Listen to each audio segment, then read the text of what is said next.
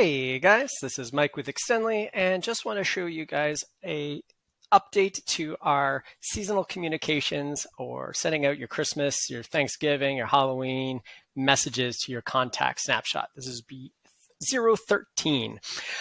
So just as a high level overview of what we're dealing with here is what we have is not just a simple let's send out our holiday messages, but we have a country selector tool now so that you can customize the holiday messages that you send out to your Canadian contacts or your US contacts, or you add any country that you want in and have it all being nice and simple and triggered really nicely here. So I'm going to show you what we're doing. So essentially what we're going to be, how the whole module works is that we have one workflow, 1.0, which is going to check what country the contact is in.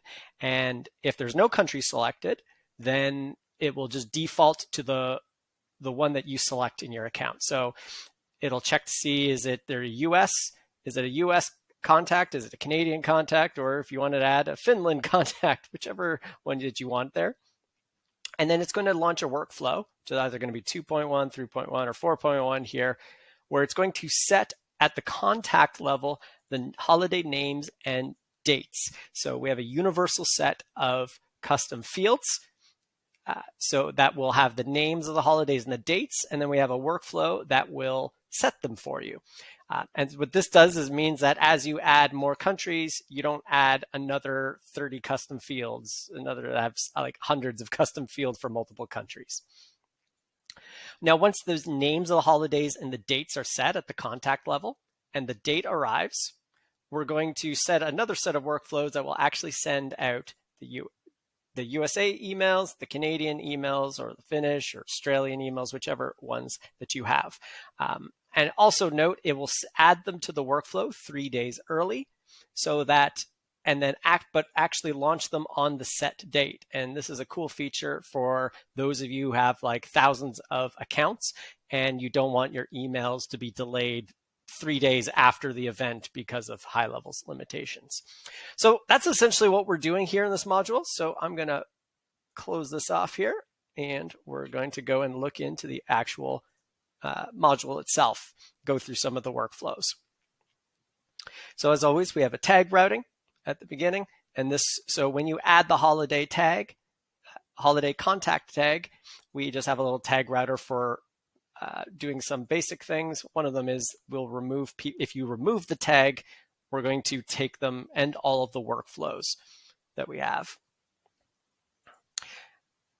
So now the main one, the workflow 1.0, is where we're setting the contact country.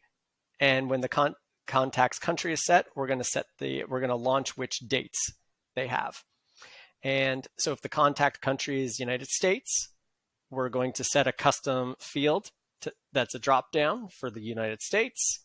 And then we're going to launch the workflow that will set the names and the dates for the US. And then we have a fail-safe in case it bugs out for some very rare edge cases. But if they're in Canada, for instance, then we're going to set them to Canada. We're going to start the workflow that will set the holiday names and dates for Canada, and so forth. So let's look into setting the holiday dates for the US. So the first one is 2.1 here. So when a contact's country is changed to US, then what will happen is this workflow will happen, whereas we're going to say, what year is it? Let's say, hey, it's 2024. Well, we're going to load all of the holiday dates. So we have a universal set of custom fields. So holiday 1 date, holiday 1 name. And we're set it to New Year's, and then the next instance of that date. In this case, New Year's is on 2025-0101. For Valentine's Day, we have 2024 Valentine's Day, and you see holiday 2 date, holiday 2 name, and so forth. And for the Canadian one, or if you want to add a European one, you do the exact same process of just setting those dates there. So if someone was in the US incorrectly on their contact, and then you changed it to Canada, this module would update all of the fields so automatically so that they will now start getting the Canadian one. And so we have that for every single year. It goes 2005 all the way down to 2032, and all the dates were programmed in. So if you want to change when the emails are sent, like for instance, Easter Monday, some people might want to send it for Easter Sunday or the day before the weekend or the day after. You can choose when you want to have the holiday dates then, and you can do it all in this one workflow. You will have to do it in every single case, but that's because there's not one universal way to have all of these trigger. One question we get a lot for these is, how do I customize these? We have 3 extra slots already pre-programmed. You can make, if you make extra set of custom fields and all that, you can go as many as you want, but I think 15 is probably the most amount of holiday messages anyone would be sending. And if you don't want to use a holiday, you can just throw it down into the unused section in your snapshot. Cool. Now we're going to see how messages are actually sent. So we're going to go to 2.2. When the date comes up, send holiday message. And what you'll see is that we have a trigger for every single one of the holiday dates. So all 15 of those generic holiday custom fields. And each workflow is customized to protect it just for US. And we added in before 3 days. Then we check to make sure that they still have the holiday contact tag. And if they don't get the messages. And if they do have the tag, we just have a workflow that corresponds to each one of the holidays. So this has all 15 of the holiday messages that are triggered by all of these. So it's all one bit workflow. And so you can see them all at a glance. So they come in 3 days early. So we're going to then set the start time to the actual day. And then we're going to wait for the event time. And when we wait for that event time, that means solves a problem with high level of only being able to add 250 contacts to a workflow per hour. So if you have thousands of people, it'll take days to add in. So with that little 3-day wait, this solves that problem for you.